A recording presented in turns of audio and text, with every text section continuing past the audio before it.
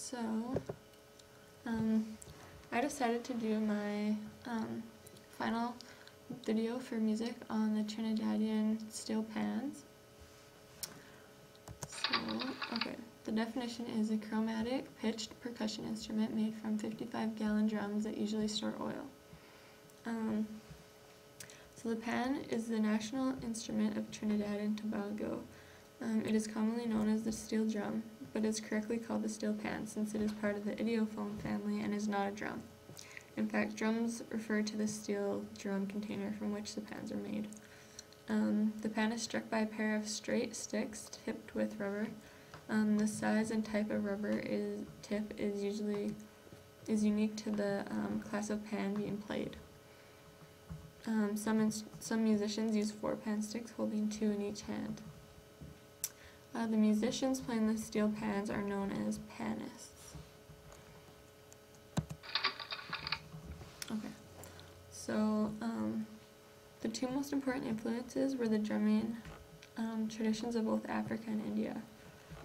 It was introduced to the islands of Trinidad and Tobago by the French. The instrument's invention was a cultural response to the conditions present on these islands at that time.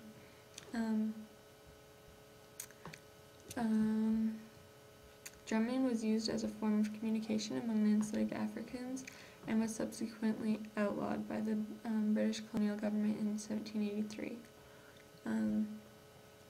African slaves also performed during Mardi Gras celebrations, joining the French that had brought the tradition to the islands. Alright, so before I describe how it's made, we'll just show this quick video on YouTube of the construction of the steel pans.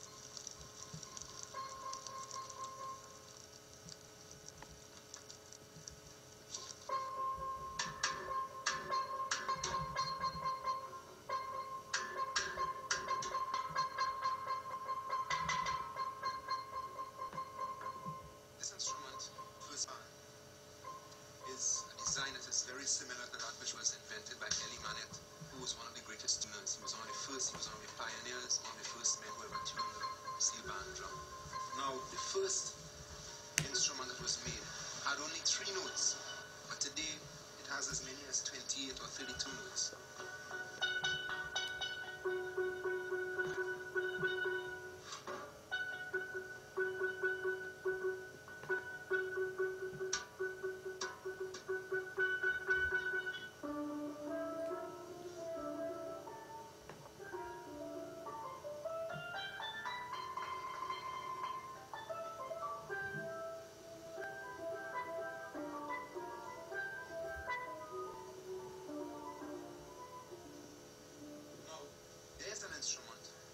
Different to this. It's also a first pan. It was invented by Anthony Williams, and it was called a spider web pan. Now the notes were, if you look at the pan, you'll see that all the notes are grouped to give separation. So each area of this group gives a different sound to the other. Now his pan, the pan that he invented, which we call a spider web, resembled a spider's web. All the grooves were like a spider's web. And it was tuned, it was the first pan that had a harmonic organization and patented. We call it the fifths. It was tuned in fourths and fifths. So you would have like C, then F, then we go to B flat, E flat, A flat, and so on. So you had on the right side of the pan, you would have the natural notes. And on the left side of the pan, you had the sharps and flats. So really, it's an easier pan to play. It has a pattern to it, you see. And many people now seem to think that this is the pan of the future.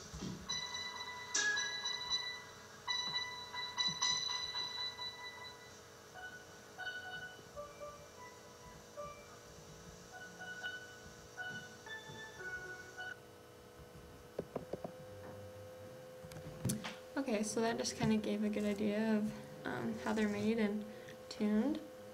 So traditionally, steel pans have been built from used oil barrels, and now many instruments do not rely on the used steel containers. The bodies are, according to their personal preferences, are now manufactured. Steel pans are built using steel metal with a thickness between 0.8 millimeters and 1.5 millimeters. So the steps in making them. The first is called the sinking. So the sheet metal is stretched into a bowl-like shape. This process is usually done with several hammers, manually or with the help of air pressure. Then the second step is marking the note pattern, tampering. So the note pattern is marked onto the surface, and the notes of different sizes are shaped and molded into the surface. The note size corresponds to the pitch, so the larger the oval, the lower the tone. The size of the instrument varies from one pan to another. After the tampering, the notes have to be softened and tuned. So this is the third step. The softening is part of this initial tuning process. The technician will use the best possible tuning device to correctly tune a steel pan's playing areas to the desired pitch. Often they will use an electronic tuner called a strobe tuner to assist the tuning of the steel pan. There are several ways in which a steel pan may become out of tune. Most commonly known is playing the steel pan with excessive force and incorrect handling. It is quite common that steel bands arrange to have their instruments tuned once or twice a year. A tuner must have great skills in his or her work to manage to make the notes sound both good and at the correct pitch. Much of the tuning work is performed using hammers. So once this is done, then one of the final steps is the pans are then usually either painted or chromed. Other processes such as nickel plating, powder coating, or hardening can also be applied as a finish.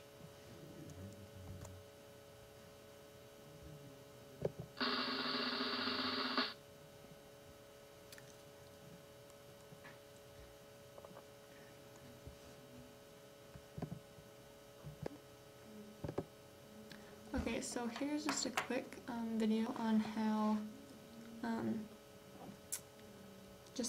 kind of showing the notes and how they're played.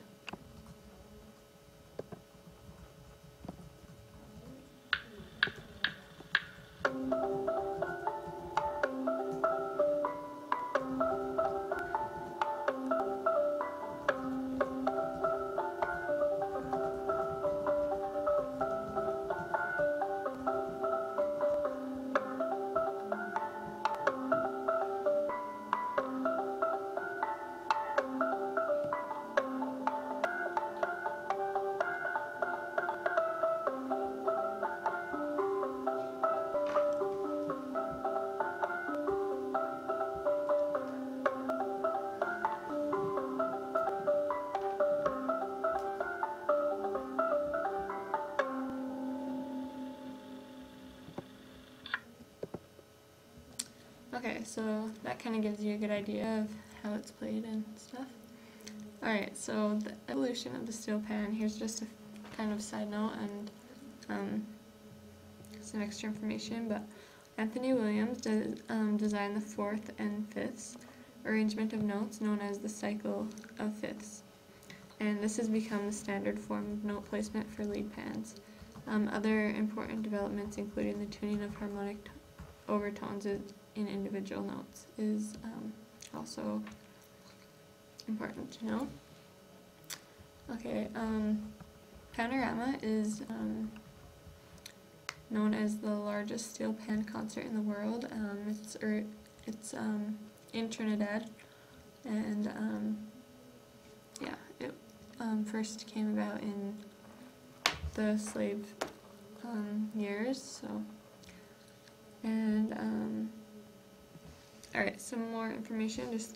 Okay, the Caribbean Research Institute investigated possibilities to mass-produce raw forms with the use of pressing machines in the 1970s.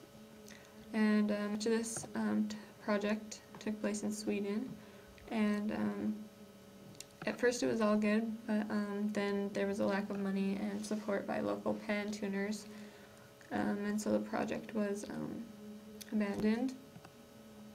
Another method of shaping the pan was attempted by spinning. The pan was spun on a lathe-like device, and the roller on the end of the bar was used to sink the pan. It was working, but the problem was that there would often be scratches and grooves in the steel. So since the steel is stretchy and pretty thin, any scratches will expand and can crack. Often drums have lettering stamped into the bottom. If done carefully, these can sometimes be stretched without breaking, and cracks around lettering is also common. A Swiss steel pan manufacturer researched the field of fine-grained sheet steel and developed a deep, drawn raw form, which was additionally hardened by nitroriding. This process and the instruments they called paying were presented at the International Conference of Steel Pan and Science in Port of Spain in 2000. And then electronic steel pans have also been developed. For many years, there have been attempts to use the steel pan in various contexts other than those with which it is normally used. So the first known use of steel band in a theoretical performance was Harold Arlene's in 1954 Broadway musical, The House of Flowers. And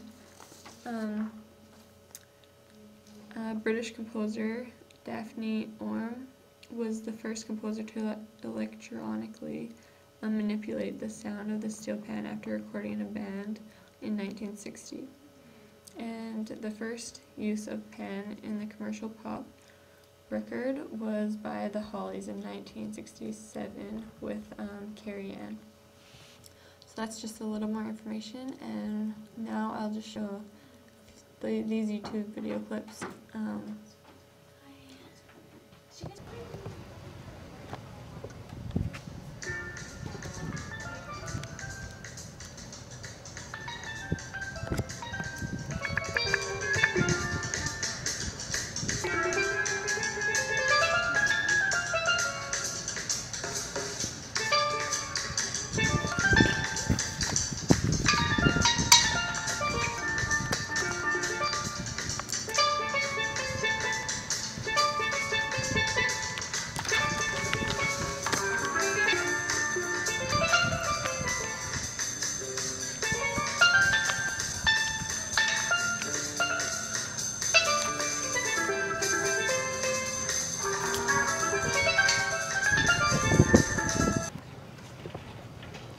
Okay, that just kind of gives you a good idea of how it's played and sounds and stuff, and yeah, so that's my video for the final.